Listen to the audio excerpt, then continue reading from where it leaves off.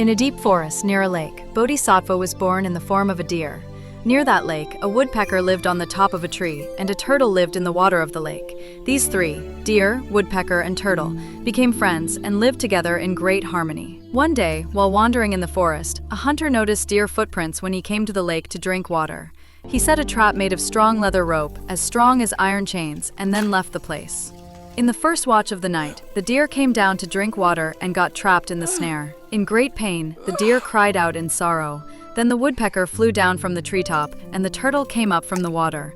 All three gathered and discussed what could be done. Friend, you have teeth. Please cut and tear this rope. I will distract the hunter so he cannot come here. If we both try our best, our friend will surely be saved.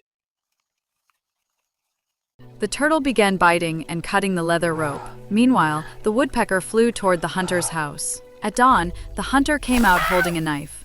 Seeing him, the woodpecker attacked his face and flew away. The hunter thought, "An unlucky bird has attacked me." He went back, rested for a while, and then came out again with a knife. The woodpecker thought, "The first time he came through the front door, now he may come through the back door. I will go there." The hunter also thought, "I saw the unlucky bird at the front door. I will go from the back door." But there too, the woodpecker attacked him again. After being attacked twice, the hunter said, "This bird will not let me go anywhere," and went back to rest until sunrise. At sunrise, he came out again with his knife. The woodpecker quickly returned and shouted, "The hunter is coming." By then, the turtle had cut almost all the ropes, but only one strong rope remained. His teeth were bleeding from exhaustion. The deer saw the hunter rushing like lightning with a knife. He broke the final rope and escaped into the forest. The woodpecker flew and perched on a tree, but the turtle had become so weak that he collapsed where he was. The hunter caught him, placed him in a sack, and tied it to a tree. The deer saw that his friend had been captured. Determined to save him, he revealed himself to the hunter and pretended to be weak.